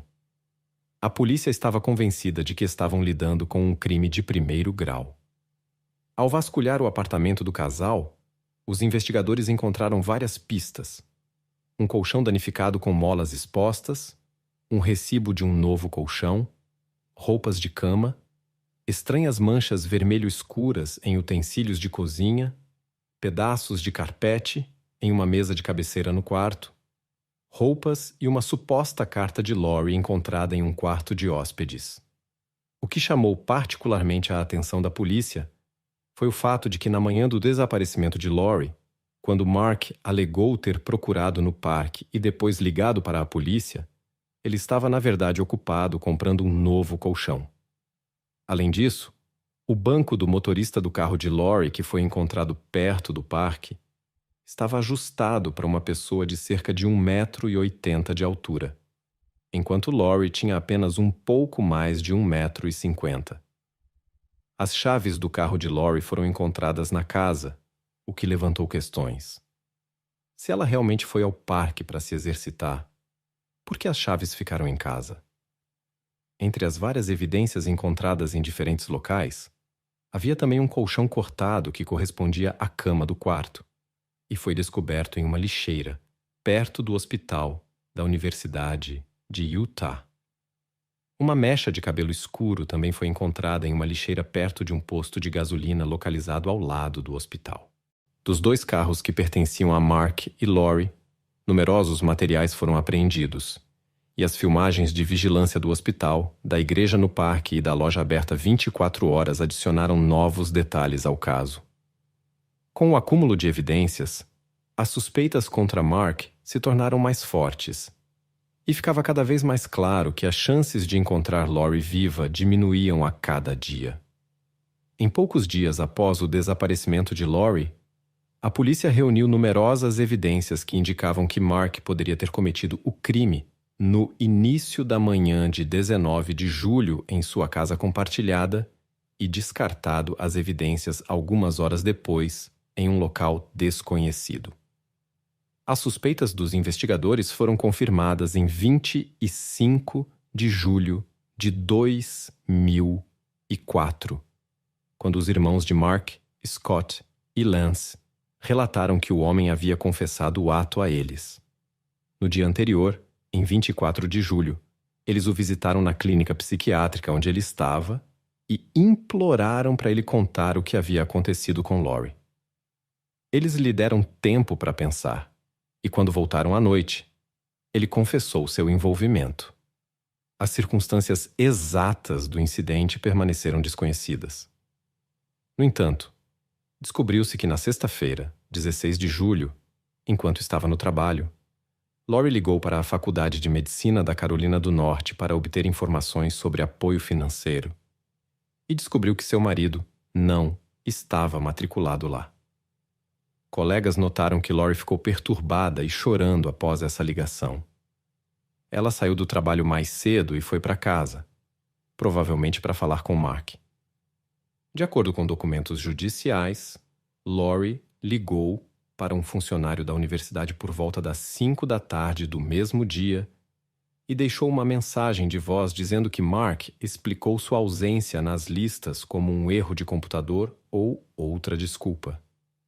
Aparentemente, ela acreditou nele, pois na noite daquele mesmo dia eles foram juntos a uma festa na casa de campo do chefe dele e pareciam estar se divertindo. A verdade sempre vem à tona, e a discussão sobre o engano aconteceu na tarde de domingo, dia 18, quando Mark revelou à sua esposa que havia mentido sobre sua educação e planos futuros. Isso foi uma grande decepção para Lori. Depois disso, Lori foi dormir, enquanto Mark jogava videogames. Mais tarde, ele começou a empacotar algumas caixas para a mudança iminente. Os documentos afirmam que, enquanto empacotava as coisas, ele supostamente se deparou com uma arma e então entrou no quarto onde Lori dormia por volta da 1 da manhã. Mark contou aos seus irmãos que depois embrulhou evidências em vários sacos de lixo, incluindo a parte danificada do colchão, e jogou tudo em uma lixeira por volta das 2 da manhã. A confissão chocante de Mark aos seus irmãos levou à sua prisão em 2 de agosto de 2004 e sua internação na ala psiquiátrica da prisão do condado de Salt Lake. Os promotores confirmaram que o crime foi cometido após se tornar conhecido que Mark havia mentido para sua esposa. Uma semana depois, ele foi acusado de um crime de 1º grau e 3 pontos de obstrução da justiça. Inicialmente, a fiança foi fixada em $500 mil, mas depois foi aumentada para $1 milhão. Sua confissão também levou ao encerramento da busca por Lori como pessoa desaparecida, e a polícia começou a procurar evidências nos aterros sanitários do condado, na esperança de encontrar pistas sobre este caso. No entanto, isso se provou uma tarefa difícil. Os especialistas enfrentaram uma tarefa desafiadora, escavando através de 1.000 toneladas de lixo apreendido a uma profundidade de mais de 12 metros. A busca envolveu cães farejadores e 38 voluntários, incluindo policiais, bombeiros, funcionários dos serviços de segurança pública e membros do grupo de busca e resgate da cidade. Cada um deles trabalhou em média 11 horas por dia, 4 dias por semana, realizando tarefas árduas com a ajuda de equipamentos especiais. Por fim, tiveram que vasculhar o lixo manualmente. Embora todos os participantes acreditassem que seus esforços eram justificados, eles não tinham certeza de encontrar evidências. Ainda assim, as autoridades estavam convencidas de que tinham motivos suficientes para acusar Mark, com base em sua confissão aos irmãos que provavelmente seria aceita no tribunal. Entre as várias evidências materiais, foram encontradas manchas cor de vinho no carro deles, nos corrimãos, na cabeceira da cama e no colchão. Na cozinha foi encontrada uma ferramenta supostamente usada para cortar o colchão.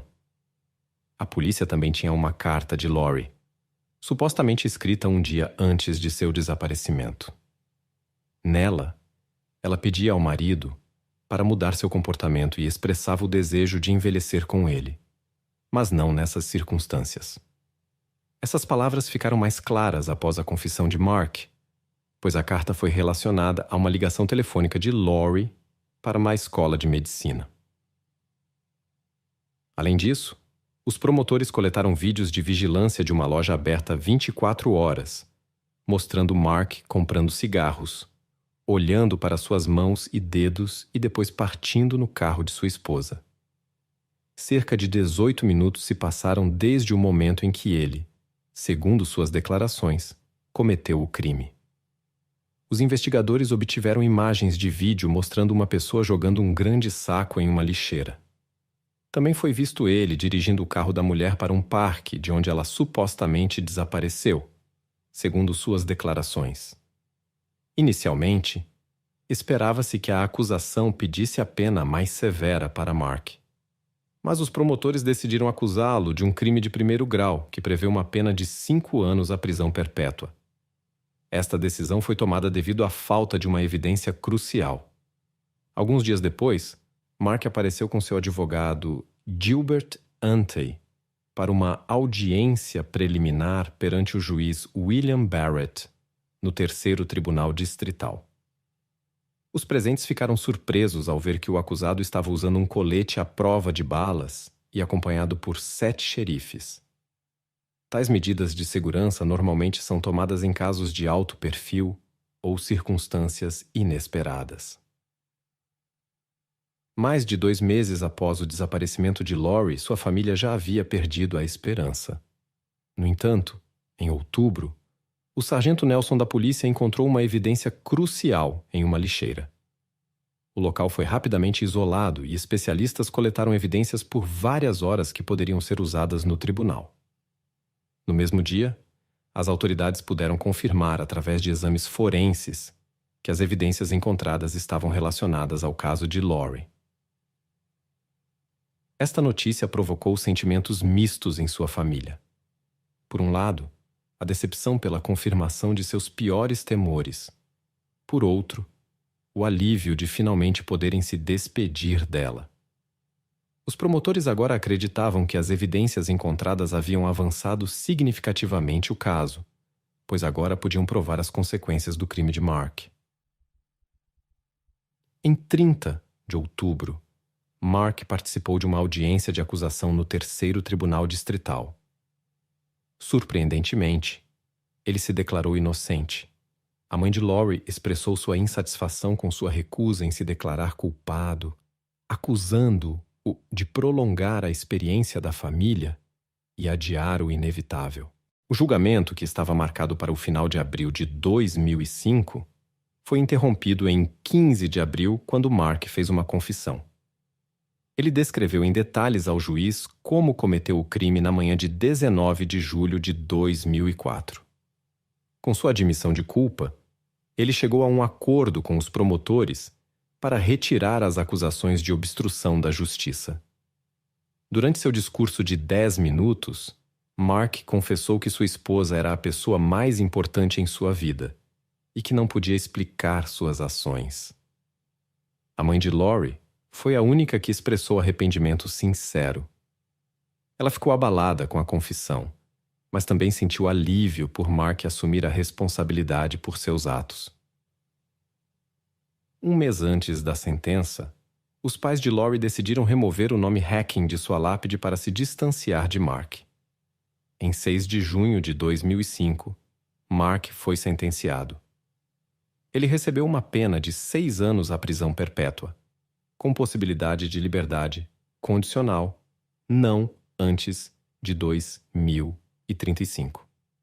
Mark chorou ao ouvir a sentença e foi levado para a prisão estadual de Utah para cumprir sua pena. Após o julgamento, os pais de Mark emitiram uma declaração reconhecendo seu crime como imperdoável, mas apontando que ele lutava contra problemas mentais, incluindo dificuldades de aprendizagem e estresse emocional devido a fracassos na universidade. O pai de Mark leu uma carta dele na qual escreveu que se sentia bem na prisão, pois estava tentando corrigir seus erros e se desculpar com todos que ele havia ferido com suas ações. Em 2006, foi revelado que Mark estava vendendo autógrafos e outros itens da prisão em um site dedicado à memória de criminosos. Após uma conversa com a administração da prisão, ele voluntariamente encerrou essas atividades. Nos anos seguintes, a mãe de Lori trocou cartas com Mark na prisão e lhe informou que o havia perdoado. Apesar de sua decisão de deixar o passado para trás, ela continua lembrando de Lori e diz que nunca poderá superar a perda.